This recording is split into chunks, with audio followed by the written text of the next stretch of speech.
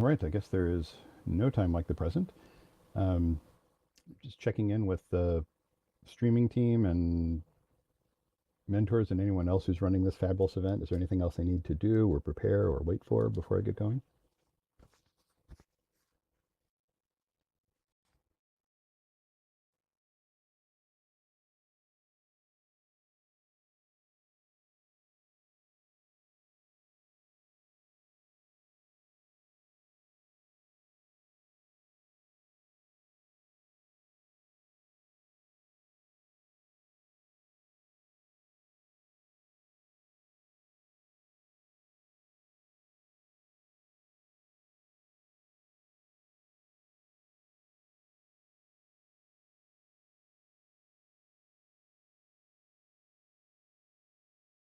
Perfect.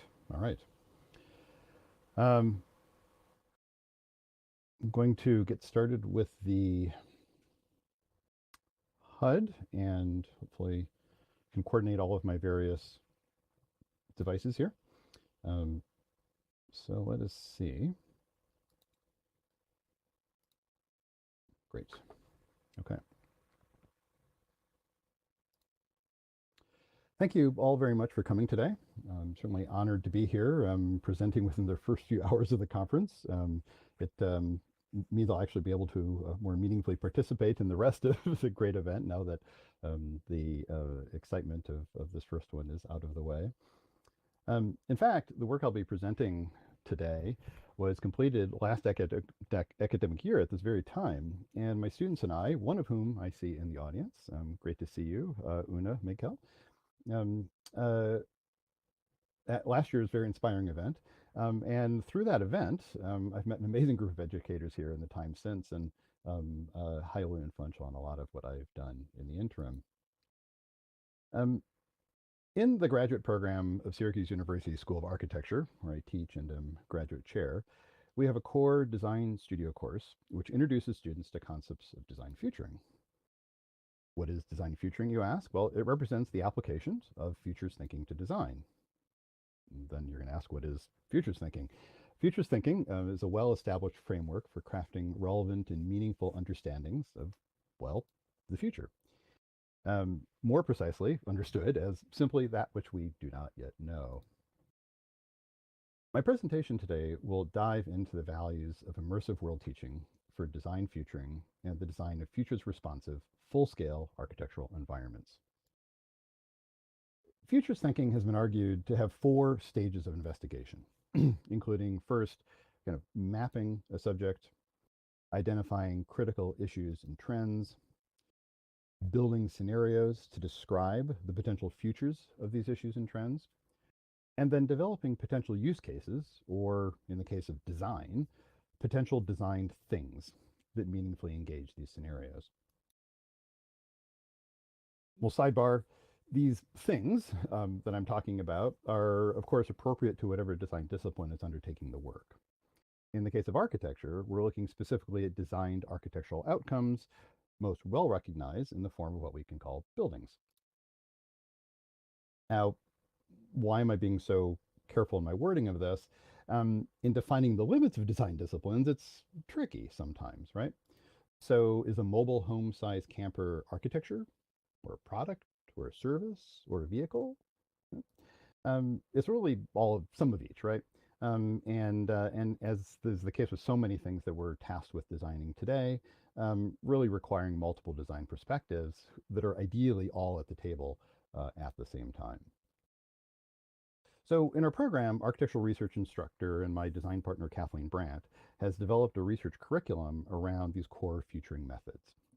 It's a very human-centered design process that we undertake at the school, and the studio whose work I'm presenting today directly engages those architectural research methods in the context of design practice.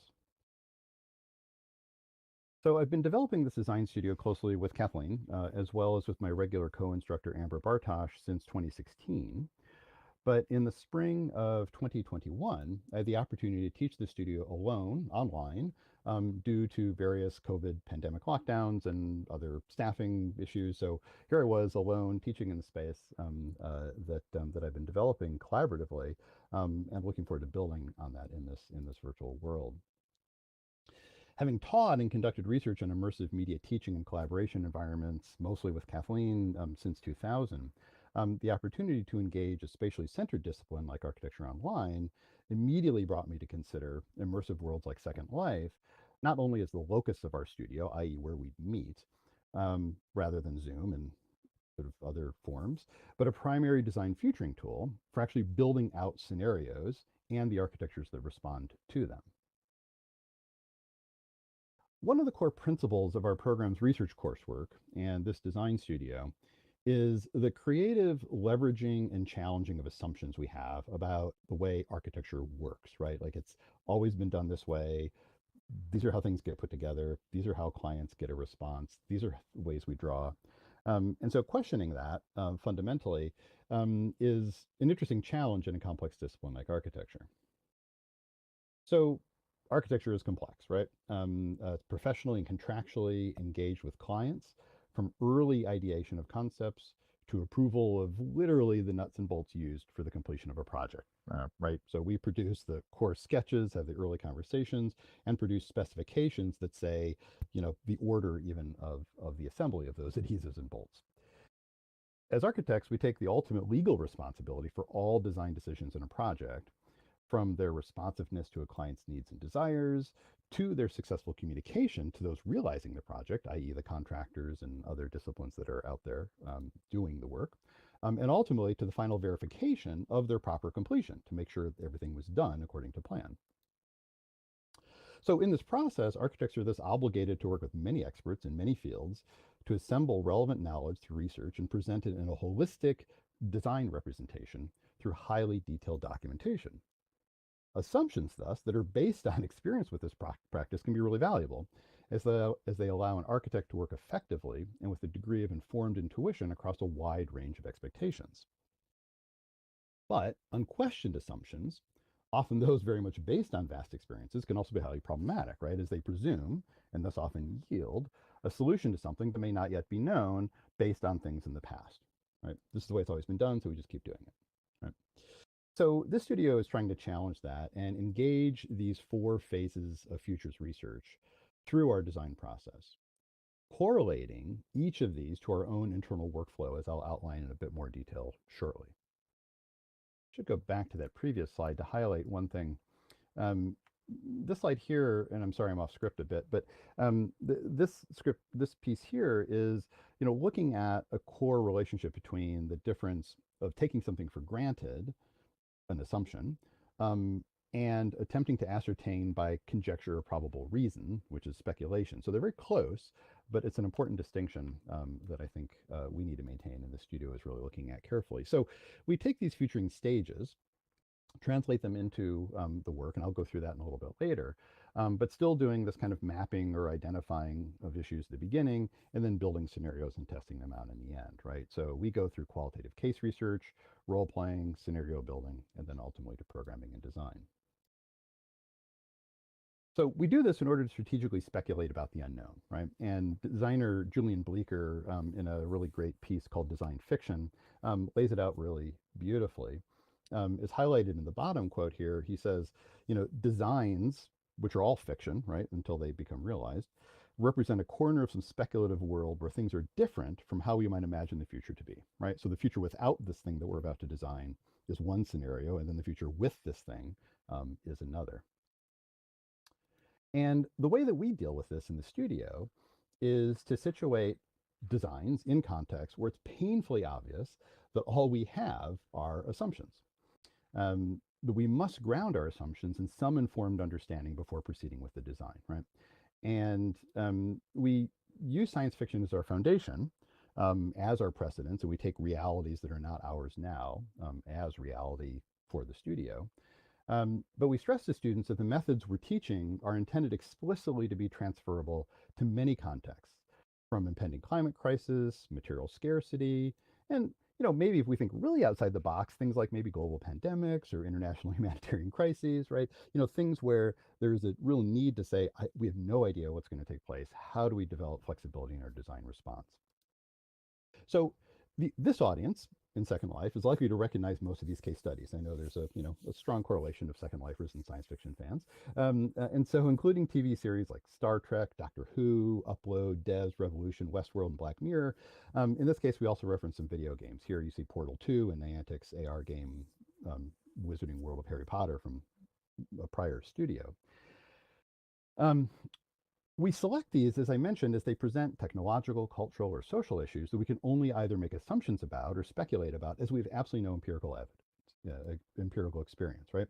Understanding how they work, where does the energy from a portal come from, and can portals replace plumbing, right? Or what socioeconomic demographic has access to a TARDIS, for example, right? Requires careful study and grounded speculation that's totally constrained by the source material. So it's a great teaching project because you can assign, a series or a few episodes of a series and say, that's our bounded knowledge. How can we understand how this thing works and produce speculations based on that qualitative inquiry? So for the studio I'm presenting today, we used only immersive world collaborative platforms as our case studies. That was from another studio what I just showed you. Here you see World of Warcraft, Factorio, Portal 2, Fortnite, and Minecraft were the case studies. And students conducted a small-scale qualitative research inquiry into these in small groups. So they spent time daily collaborating within their assigned game and developing and coding key spatial insights from each of these. From these, then, we moved to stage 2 of the featuring workflow, identifying key issues through role-playing. So this was a quote from the syllabus, where every student now had some sense of what it was like to be in that world. They spent a certain number of hours a day in them, and then sort of communicate that and to build a scenario around it as preconditions for design was where we were at. So role-playing for design finds its roots formally in design practice, at least as far back as the 1990s, as the transformative agency of improvisational theater and theater games was introduced to a broader audience through the work of people like Viola Spolin and Augusto Boal. And so I'm referencing things well outside of architectural disciplines, which is one of the strategic influences that I had mentioned in our architectural research sequence that Kathleen has brought to how to think strategically about this sort of futures world. Polymath Brenda Laurel, with a background in both theater and computer science, and international design consultancy firm IDEO, began to advance the techniques in their writing and their teaching and consulting work through the 1990s. And for designers, role-playing's open yet structured activity of collaborative speculation provides strategic opportunities for envisioning potential user scenarios and use cases, which is why it's considered a kind of a really important human-centered design technique. Stella Bose identifies 4 rationales in an important piece on their role in design, from communication, improving communication within design processes, dealing with the increase in technological complexity of the world, building empathy with of designers, of their users, and then also the kind of design as a social agent, which you also see in the work of Bilal and Spolin. We used the game master list tabletop role-playing rule set Fiasco, developed by Jason Morningstar, who's also an educator and advocate of role-playing games and learning scenarios, as it provides an excellent framework for not only teaching role-playing, very easy onboarding, but for establishing meaningful contexts within which freeform role-playing can serve as a real site of discovery. So in our role-playing sessions IRL, it looks something like this. Here's students working, see the dice and the role-playing frameworks there, or this, where you're seeing some full-scale prototyping happening. But in an immersive world, they look like these, which are taken from our final review here in Second Life last year, from our Zoom or YouTube stream, or this, right? Here you see the results, I should say, not only of the role-playing itself, but of their actual scenario explorations using custom SL builds that the students produced. I'll get back to this.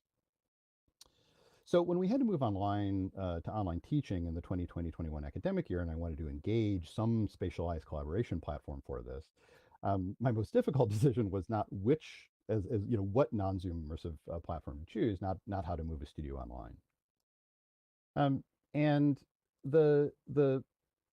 I think a real strategic question here was, we had students in time zones from GMT -6 to GMT +9, crazy. But we needed a persistent, immersive, real-time, geometric, material, environmental, and social modeling collaboration. Just that. That's all we needed, right? We needed a thing that we could sink our teeth into and hit all of these factors that come with the kind of things that we would have in the real world to get as high bandwidth as possible.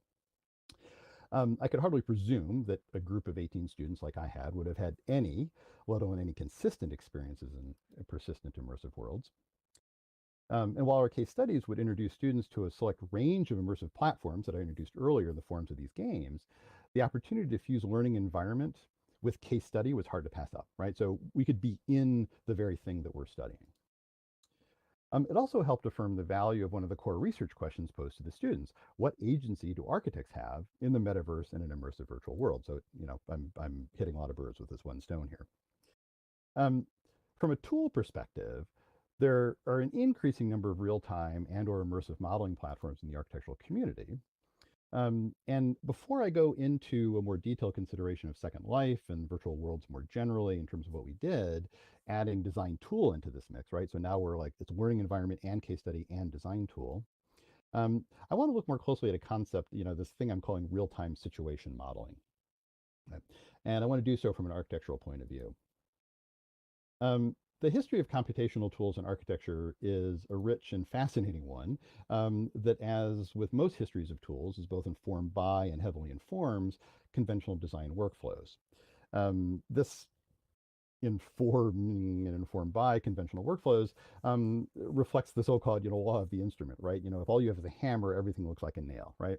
And so in our case, while early computing power was by and large outside the scope of architectural design processes, their informational management and analysis capabilities were leveraged to great impact in some really groundbreaking research in the early 1960s that were looking at more like social patterns and other logistical considerations that would be of relevance to architects, because at that point you couldn't really visualize graphic three-dimensional designs yet.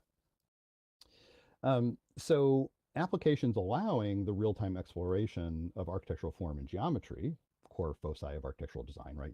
We translate these phenomena into things that have materials and dimension and shape. Were not enabled until computational horsepower could be developed to visually and in a timely way display graphics that aligned with our traditional understandings of 3D geometry and 2D projection drawings that would support all of these contractual obligations and everything I described before, right? So, you get this kind of this hammer again, right? So I'll come back to this, but if all we have is this CAD tool, then everything ends up being a drawing. So this was unleashed with the development of a project that some of you who were familiar with the history of computer science and computer graphics may know, Ivan Sutherland's fully graphic user interface for a game-changing application called Sketchpad. This was his doctoral thesis in 1963. And certainly from one perspective, while primitive by comparison with today's computer-aided design or CAD software, there has in fact been very little disruptive change in our CAD tools from these that he prototyped nearly 60 years ago. So this is looking at three views and a perspective view in the upper right, T for top, S for front, S for side, a conventional view in CAD software still today. And here's AutoCAD, a central design tool in the architecture, engineering, and construction or AEC field in 1984, right? Notice how radically it differs from its predecessor from 20 years ago, right? Pretty much the same kind of thing. And here's AutoCAD 2022. Some things moved around, different widgets in different places, but fundamentally the same tool that was invented, you could see in retrospect, way ahead of its time by Ivan Sutherland. So I'm going to have to elide a lot of significant technological developments for the sake of our time here. It's quite fair to say that our CAD workflows have been heavily biased towards the focus on the computer graphical possibilities of working with geometry. So that kind of law of the instrument again, right? So this has supported the workflows of architecture, seeking to create form out of all these complex networks, but it also reflects that law of the instrument. If all you have is a graphical CAD tool, then everything looks like a shape. Right? So in other words, at the expense of everything else the computer might do for architecture in terms of how the modeling of social, spatial, material, or ecological systems, the spatial management of complex informational data sets, or the analysis of user and client needs, just to name a few of the many things that we are engaged with, how those things might inform our designs and how the computer might help us, most of what our CAD workflows have focused on are graphical representations of geometry. Um, it's not as if the history of research in computing has not been rich with alternatives. In fact, the very foundation of the MIT Media Lab, which was originally called the Architecture Machine Group, because many are not aware, but the Media Lab actually is within the School of Architecture at MIT. You see my point, if you weren't aware of that, was entirely engaged with these other uses of computation, right? So there's this amazing stuff going on at the Architecture Machine Group and a very traditional school of architecture alongside of it. So this CAD as shape representation tool has pretty much dominated the field. And here we see something from the Architecture Machine Group that is working with human interaction and decision making more than it is about producing geometry and then translating that into geometry. So as I said, it's not unexpected, right? A substantial obligation, as I said, of the architect of the architectural contract process rather, is the production of a set of documents that include labeled drawings of the geometry of all spaces, their material assemblies, services, infrastructures, etc. And the continued revision of these documents is a substantial part of how architects communicate their work. And it's very tedious and time consuming. So the digitization of this process provided a radical improvement on the ease and speed of making the revisions and thus came to dominate, right? Three-dimensional modeling itself is a demanding task, right? And when you add to it the vast levels of detail, considering every structural fastener modeled to scale, for example, for a 50-story building, you can see how unmanageable it can easily become, right? So that's just 3D modeling, right? And then on top of this, the visual simulation of other performance criteria from pedestrian flow to lighting, sound, heat transfer in the 3D spaces of a building is even more computationally intensive and just beginning to hit the desktop in the last few years, really in a meaningful way. So then even added to that are meaningful simulations of other phenomena, landscape seasonality and transformation over time, wind, seismic loads, precipitation, and its impact on design decisions, right? When you think of presenting these things in a 3D environment, you just can't do it in real time. Even with our most advanced computational horsepower today, we're still a long way off of that, right? And that which can be accessed through current software still requires some really specialized knowledge that not all have available to them. So the default way of working with CAD tools for most firms has remained working with 2D drawings and more or less the same techniques since the 1980s. And accessible tools for 3D modeling, I just want to give you this historical context, remained out of reach until the early 90s for most working with these tools. So when it became more accessible, displays of 3D architectural model detail remained like this, right? So wireframe representations, right? Still a focus on geometry, right? This is CATIA, one of the first 3D modeling programs in 1982. Right here we have Form Z in 1998, really the first time desktop hardware could actually surface shade something, right? And not just show the lines. Here we have, oops, sorry, I'm a little off, I clicked the wrong button. Here we have from 2012, right, 10 years ago, a modeling program in the engineering and design community, really popular one called Rhinoceros, was one of the first tools to introduce real-time shading. So you can actually see shadows, simulated shadows, but still shadows and materials in your real-time modeling. I'm not talking about rendering, right? You could do that even in the early 1990s, late 1980s in some research labs. I'm talking about real-time work, right? If I could show you a video, it'd be, moving things around and the shadows and materials would be following in these cases. So I identify this particular requirement that brings us back ultimately to why we're working in virtual worlds and why I'm advocating in a way for a new role for these in the architectural design workflow, is what I call real-time design process situation modeling, right?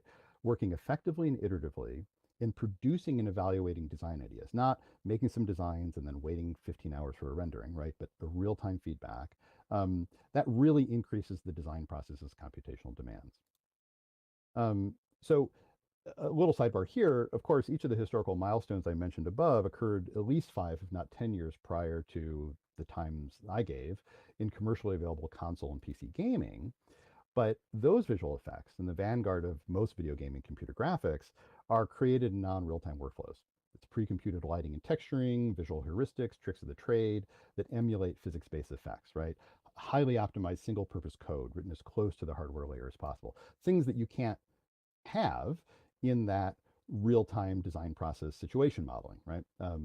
All of that is gone because it requires fixed polygonal data, pre-rendered models, pre-modeled levels rather, and pre-rendered effects. Um, so as increasingly powerful graphics hardware begins to come to workstations, we're getting a little closer, and a lot of it is relying on some of these game industry optimizations, right?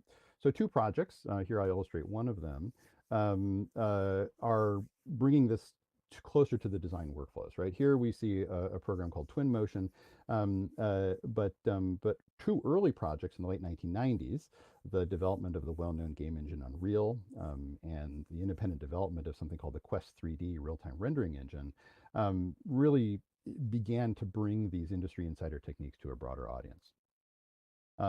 So the company behind Quest 3D in 2007 decided to focus exclusively on the architectural market, producing a special purpose real-time rendering program.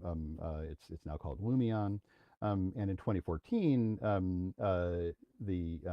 Unreal built, a company called Twinmotion, K-Ra became Twinmotion, created Twinmotion. It's since been acquired by Epic Games that makes the game engine upon which it rests.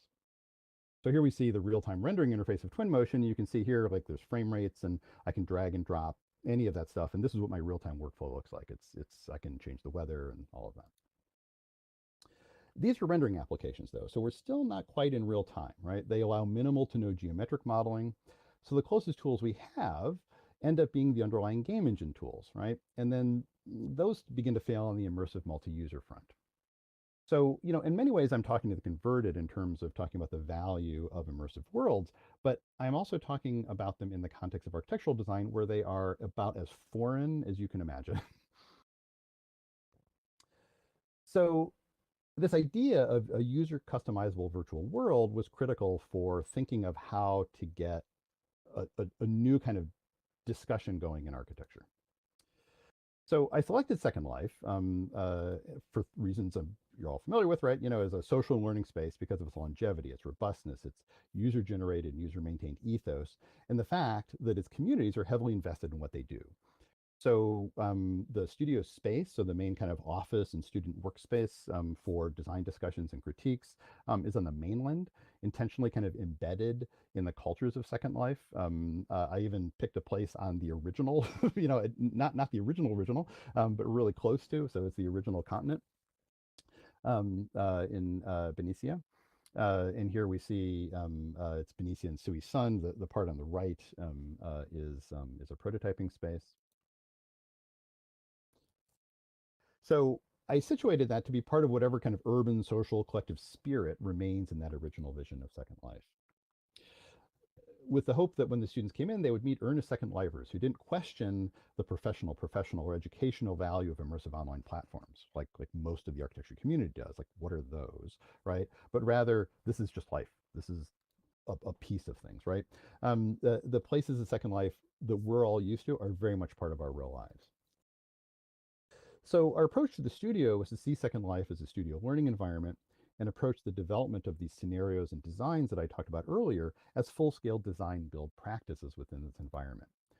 Here you see an aerial shot of the prototyping space in the mainland, Sui Sun, which is just directly adjacent to the space I showed before. And then ultimately a dedicated region. Here you're seeing it in near final state of the work from the previous semester. So I mentioned this kind of idea of design build earlier. What do I mean by that? Well, design build is a specialized form of practice in architecture, both professionally and in the academy, signifying that the architect-led teams not only design the work, but then fully realize it in addition. So the teams are much larger. They have contractors and engineers and other consultants on the team. And they are realizing the project. And instead of just designing and producing the documents. There's a long and rich practice of design build programs in schools of architecture.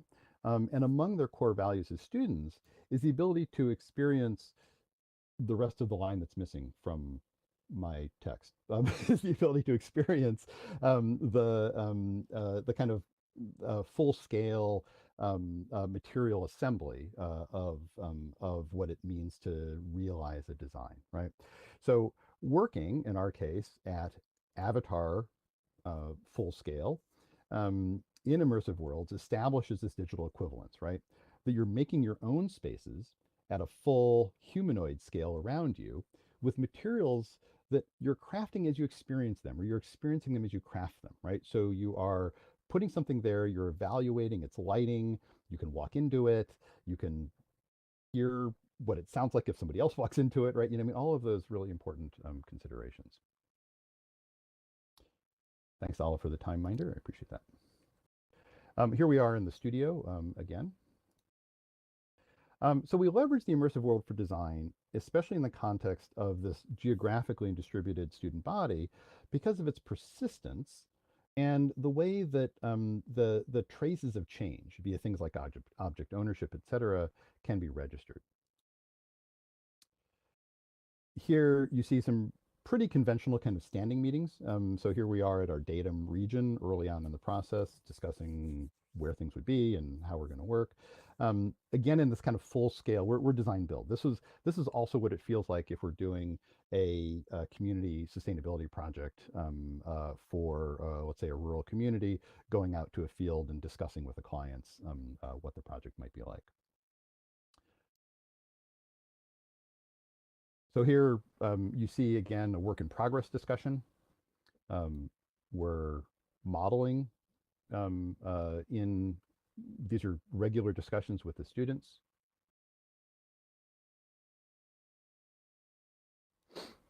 In all their different builds. These are all progress builds. And then here you see these kind of standing meetings again. So this is further along in the design process. This persistent collaboration again, right? That we're full-scale prototyping. We're doing this design build work, but also we're able to come back to and across time and space see how a project's evolving. I can drop in at any time. Students can drop in at any time. And as I note, I'm now caught up with my script again here. Sorry. You know, we hear like students are even kind of role playing what it's like to be on a construction site by, you know, adding hard hats to their avatars. Um, the full scale prototyping is really important. It's hard to underestimate the value of this. It's the capacity to do it is at a vastly cheaper, and I say that ironically, price point than in real life, where such an endeavor is typically fully out of the grasp of most projects. So here you see, for example, my introduction to full-scale prototyping with classic Second Life wood prim. In this case, it's not a default as much as it's a signifier for a kind of raw prototype geometry. And here you see the same technique just used in our prototype design for the new VWEC Eduverse Welcome Center in an early stage, where again, this kind of idea of just quickly modeling using Second Life prims is a luxury from an immersive perspective that we just typically don't have in any of our architectural tool sets. Here you see in the later design process a different kind of full-scale prototyping, in this case looking at sight lines and movement pathways with these yellow-orange prims. And then in addition, you know, let me actually just realize there's one point I want to make here, which is that this what full-scale prototyping can lend to design decision making is so significant because of that bodily experience. And we're talking about a projected bodily experience in this case through Avatar. But again, I want to stress that we are designing projects in Second Life for full-scale architecture realization, not projects for Second Life. So this is a modeling tool set that we're immersing ourselves in as we do this. Of course, as we're working at a full-scale immersive environments, we can also do models at scale, right? So here you see students, for example, discussing the scale model of a design revision, I've highlighted here, of the actual design that we're standing in, right? So we're standing in one version, and they're sharing with each other, and me in this case, another version, so we can actually compare them, one at scale and one at full scale. Again, not something that other tools can even begin to offer. Here you see a collection of models and design process material at the final studio presentation. Here's a close-up of these progress models, so you can see the student group working over time in the different versions of a design they make in the design itself, right? So this is a really fabulous nested. And in this case, some additional scale modeling here done live with students. I couldn't locate the original screenshot for today's presentation, but this was a model that I built live with the students in front of their building. Here's their design. Here's the scale model, to talk about certain kind of fundamental organizational concepts, right? As if I was working in the physical studio with them in so doing.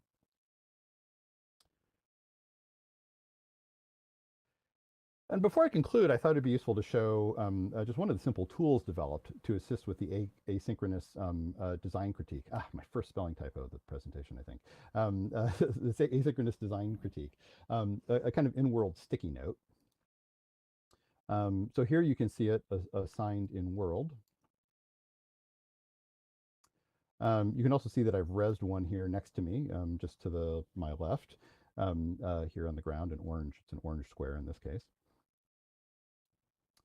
And clicking it allows one to select one of 3 priority levels and then enter hover text, which will be set as the object description and displayed in world. So if I click this orange object right now, you can't see my interface, but I'm making it red. You can see that.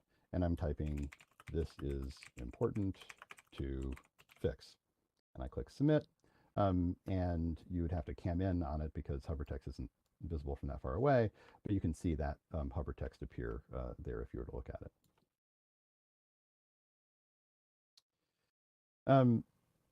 The shot on the screen is a really useful feature of it. So what it does is it takes the text that you type in and makes it the object description and then displays that as the hover text. And by maintaining the object name of comment, or if you add a prefix to it for multiple projects in a region, you can use Firestorm's build pathfinding region objects tool to search and find them all. And there's even a teleport option. So you're in this immersive world, and you come in and there's a critique left with 4 or 5 comments. You can just search for them and pop over among them.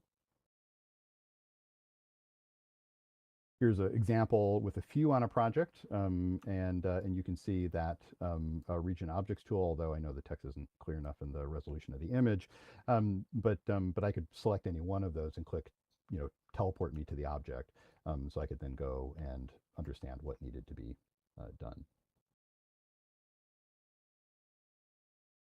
And then I just want to conclude. I'm going to skip this piece here. Conclude with a few shots of the amazing student work that came from this project, and really thank these students for all of their amazing contributions to this collaboration. The images, 5 images I'm going to wrap here, are just a way to segue into questions. I also want to say that I'm happy to share, and it'll come up next in the chat here, the swirl of the datum region with the students' work. But again, one essential consideration for anyone who wants to visit it is that we weren't designing for Second Life, but in Second Life. So we were designing for these other constraints, under a process that was, a sort of modeling as if we were designing full-scale projects for other sites, right? So as such, within the studio, we didn't address any of the particular Second Life constraints. It's, you can move through the buildings and go through all the doorways and all that kind of stuff, but we weren't dealing with accessibility. The region isn't really public ready yet. I was hoping to get it for today, but I spent a lot of time recently in very exciting ways working on the VWEC Welcome Center. So it's not fully ready.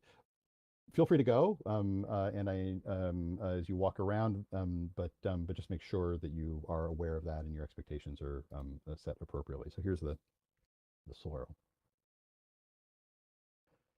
And then just so as not to leave the conversation in this kind of state of like process, to show you some of the results of what you might see here. So here's the full datum region. One of the environment settings from one of the projects is kind of over everything. But you can see the quality of the student work done here as these kind of immersive environments, as experience models based on all of the stuff that I was showing you earlier. So here, another project. This one was set on Pluto. Holographic Center, a floating robot repair shop. Again, these were all rooted in the narratives that the students developed from their role playing. A human cloning center. And that's it. So thank you very much for joining today. I'm happy to take any questions. We have about 10 more minutes. Just type them in the chat. I'll answer them verbally. So at least they go on the stream, and maybe I can type a quick response as well. But thank you. I saw a question from the stream. The sticky notes are, so if you pop in there, we took them away while we were working for the most part, but I went to one project, and the one I took screenshots of here today, there are a few still there. So so I just I set them up again for that. So yes.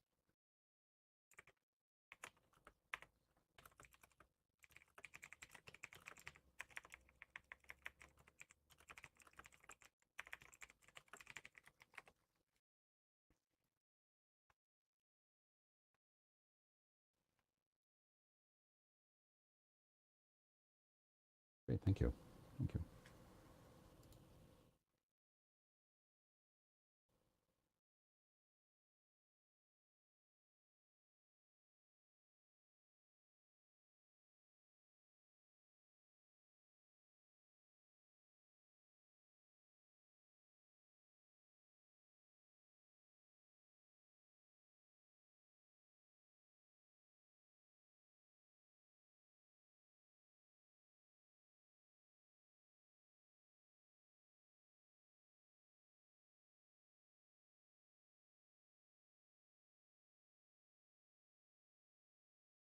All right, so three really fabulous questions here. Thank you so much. So the first one I'll take Emmy Capolini's. Thank you so much. The Oh yeah, the slur. How do I share the slur roll with the stream if they won't see the chat? Anyway, so back to Emmy's question. We were not. I have to admit, while every studio that I teach has ADA as a core functional requirement, as a baseline requirement for all the students' work, the agenda for this particular project, working with just the technological overhead of getting students in, made it very challenging to add a whole bunch of other criteria. So we basically took any kind of legal frameworks off the table. So any code issues of any kind, building code, environmental issues, planning, accessibility, and I hope I gave the students clear caveats in that, because they get that in other places in their curriculum. But yes. Oh, thank you. Heike said, read the question out loud. Of course, I was even advised that before. So the question is, that I just answered was, hello, I'm Emmy Capolini, and I work for Virtual Ability. We work with people with disabilities. You mentioned using role-playing to help design. Are you using people with disabilities in mind when you do these designs? And are you still using the ADA guidelines as an afterthought? Or are you still using the ADA guidelines as an afterthought to these designs? And so my answer was, unfortunately, in this particular case, and they weren't even an afterthought. They were there are some really important things in architectural design that we're not going to get to in the studio. That is one of them. And so the way that we addressed it, as we did most things, were questions of understanding by defining how people would move in spaces. So some of the spaces students were dealing with had teleportation. Some of them had actual self-propelled flight, without devices, just that sentient beings could fly, for example, right? Some of them only had robots in them. There were no humans. And so by understanding and empathizing with the particular capacities of each of those user types, we were working broadly with the implications of designing for broad user groups and developing the kind of empathy, but not in any particular way with regard to ADA. Another question is, can you make the sticky notes interactive like the one nearby? I don't actually, I'm not sure. I don't know if I need to share this one or not for you to interact with it. No, I guess not. So some people did, yeah. So the sticky notes are interactive, and so we just had a contract to limit their use and, kind of protocols for using them in the space. I just noticed Emmy's a follow-up comment, and I completely concur. I take full responsibility for not formally integrating into the studio, given the agendas that we have. But as Gentle and Ellie and others know, in terms of working with the Eduverse Welcome Center, have been front and center in considerations for designing a space for within Second Life here. Still no excuse. I agree with you totally in the baseline imperative of these. A question from Olive Tree. Could you give an example of the difference between designing for Second Life versus in Second Life for real life?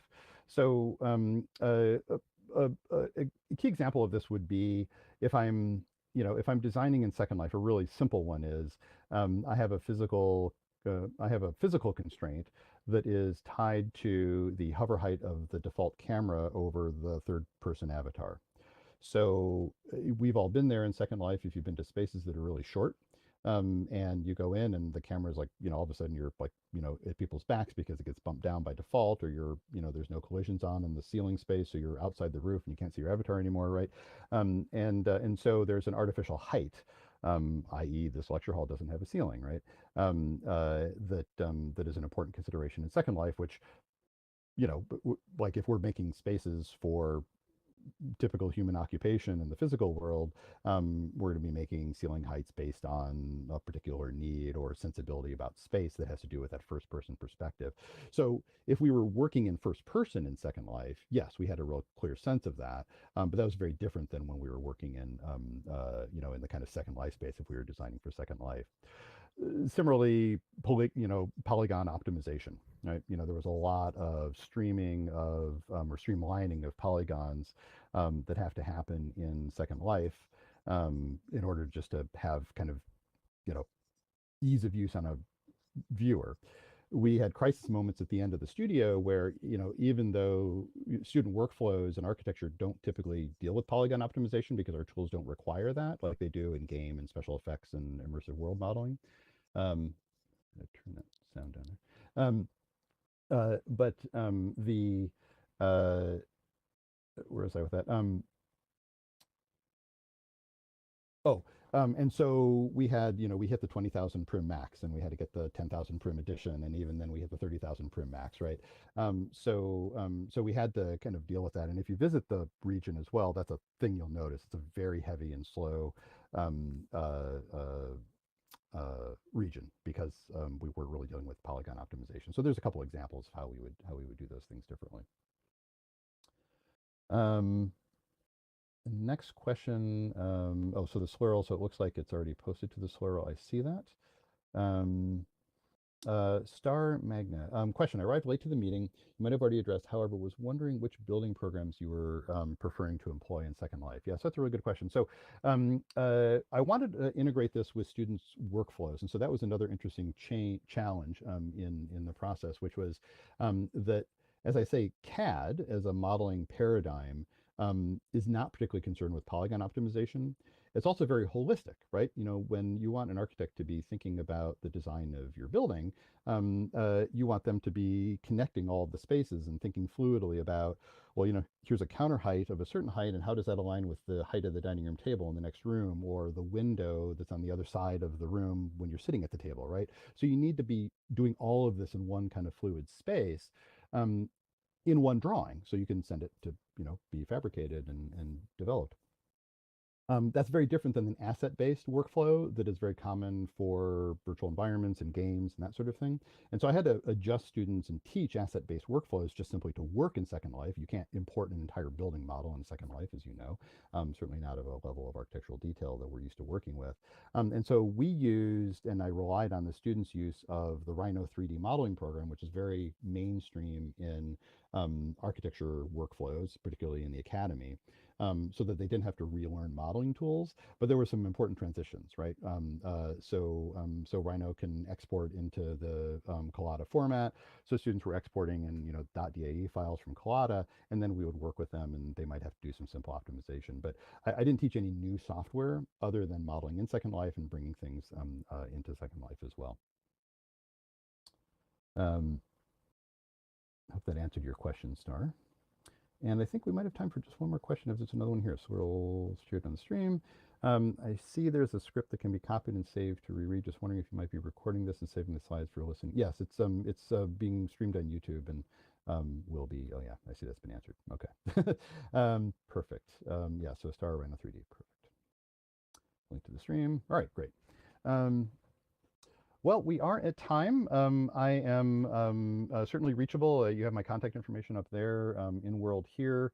Feel free to reach out to me on Discord as well if you'd like to drum up a conversation on the side. And I just really want to thank you all for spending the last hour with me. I hope this was informative and look forward to seeing you around the conference. Thank you very much.